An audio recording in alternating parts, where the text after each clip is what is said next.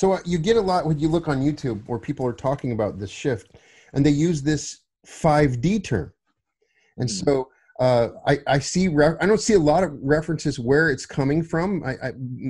Dolores Cannon has entities that she interviewed that say, we're going to skip 4D. We're going right into 50, but are they talking about dimension? So let's try as two teachers to try to bring these together. When somebody says 5D and I say fourth density, is there any similarity? Are they talking about something completely different? Do you think they're still, what is your interpretation of how we reconcile this?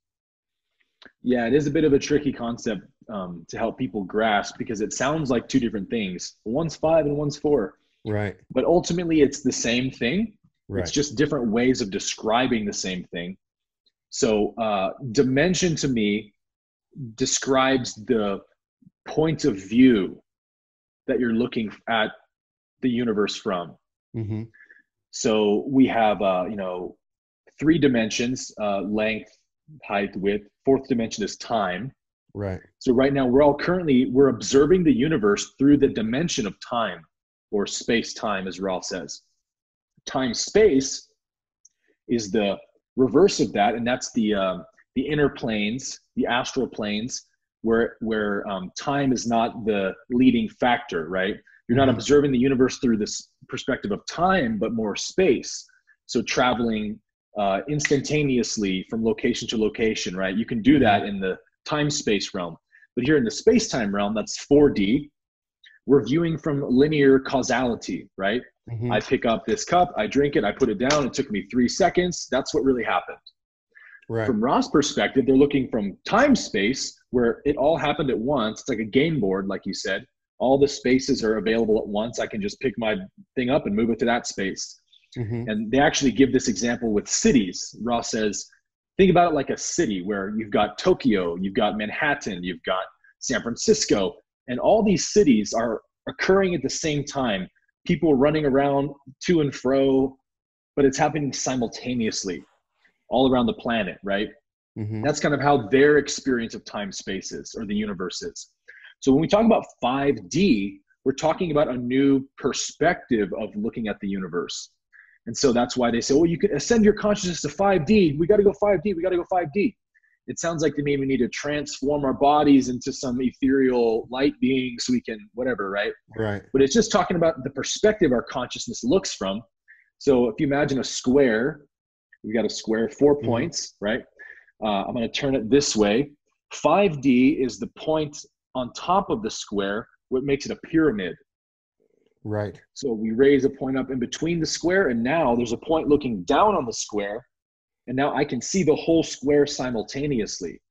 And so that 5D perspective of the universe is a oneness perspective. I can see the whole square at once. Whereas when I was in the square, I could only see those 4 points independently of one another. So 5D is the awareness of oneness, which is also 4th density consciousness. 4th density consciousness. So they are the same. But I appreciate you differentiating that. It helps me to understand it better. Now, I've asked you, as somebody that loves the law of one, of course, I'm trying to look for it. I read Initiation. They mentioned that book about this woman remembers going through an Egyptian passage, a rite of passage in the Great Pyramid. And I've also read some stuff about Egyptian Tantra. Obviously, that's stuff that Ra might have been teaching, because they used sexual energy transfer and the pyramids.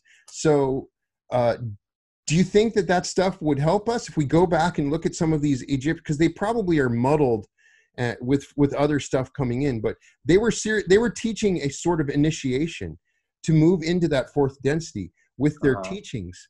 Perhaps they were meant for another time. Do you think that stuff might aid us?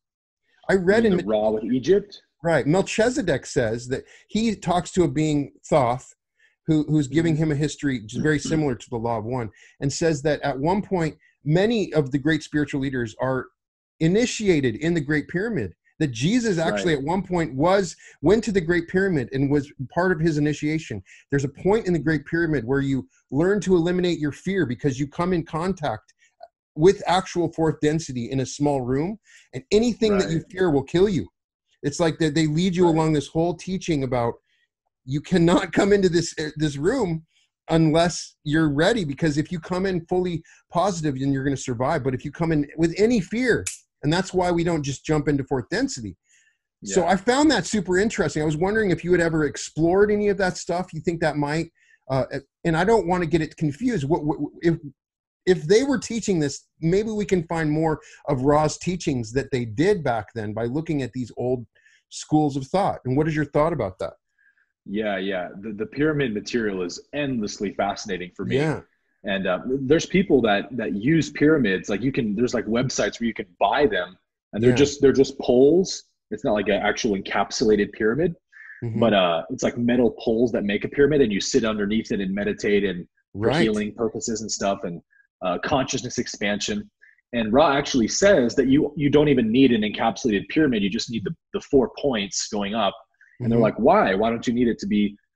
And I think he uses the analogy of a electrical circuit, like a cord or a hose that's taking the energy up through to the top point. It's like you just need the 4 points to connect. And I think that the pyramid shape being a 5D shape is why it's so useful for all these kinds of spiritual and physical transformations. I think Ra says in the Law of One, like you can, in the pyramid, when it was perfectly configured, when they built it, you could put like food in the middle of the pyramid and it would never go bad. They said you could put like knives and cutlery in the middle and it would always stay sharp no matter how many times you used it, because it's constantly harmonizing everything to perfect oneness, perfect harmony, perfect unity. And so they would use that shape to crystallize people's consciousness into perfect oneness. So they had this process they would take them through. First, they had to open the energy centers by doing shadow work and all of that. And once they had an open channel, they could go into the pyramid, and there's the king's chamber, the queen's chamber, and they would use them for different purposes. One of them, Ross says, was like, I think the queen's chamber was like a sensory deprivation experience where they would use that to have people have like a cosmic consciousness awakening or a Kundalini awakening. Right. And then all of a sudden they're a crystallized being and they can start performing healing. And if you remember, the whole point of why Ra came to do that for the Egyptians was because, and we know this historically, I actually went to a Egypt museum a few months ago, and they had like actual sarcophagus and like mummies and whatever. And they said the average lifespan in ancient Egypt was 30 years. Right. You're not going to get anything in 30 years. Right. Yeah. I'm already 31. So like I'd be out of here by now. You would not move up in density. There's no education. It would be impossible. Even 100 years is not enough time. Even 100 years is not enough time. Yeah. That's the whole problem, was there's this perpetual spiritual childhood that gets created when the lifespan of third density gets shortened so much. And back in, Melchizedek from the Bible was said to be like 900 something years old. They asked Ra about that, and Ra says, 25,000 years ago or whatever, people lived to be like 1,000 years old. That was the average lifespan. And they said, why did that change? He said, because as the human race got more and more corrupted and disharmonized, the thought forms of the planet became so chaotic, so much entropy, that the vibration of the planet started lowering the lifespan of physical vehicles. So basically we became victims of our own negative thinking. And even when Ra talks about the chakras, they explain how when you shame or condemn yourself, you actually constrict your energy centers. Right. You watch them go like this, and the funnel for energy gets tightened, which means the vital energy can't get through your body. So you're literally shortening your lifespan physically. Right. The interesting side note, not related, but I know you might find it interesting. Melchizedek, Drunvala Melchizedek says the 83,000 pyramids that are built around the earth were built to create a synthetic Merkaba at one point to shift the planet. You might have heard that. I think Ra mentions that a little bit. Oh, I need to find that. I think there is something related to all of the pyramids were put together. Together, they have a certain structure and shape. Something to do with the grid, the consciousness grid, that is part perhaps of the social memory complex. The pyramids of Giza are lined up with the longitude and latitude points Right. perfectly of the Earth. And They weren't just built; they were built in specific oh yeah, place. the Right. what's the not the diameter, but the outside, like if you have a square of the pyramid, the dimensions of the square of the pyramid are perfectly matched with the circumference of the Earth. Mm-hmm. And like from miles to feet, it's like the same exact number. So yeah, like the pyramids were built with this insane mathematical precision that there's no way we could explain how Egyptians back then even knew how big the Earth was around, Right. let alone how to measure it and all of that stuff. It's just insane. I want to know. I know. Please, I just want to know. Let's learn to channel, man, so we can Yeah, start yeah, asking. yeah, exactly.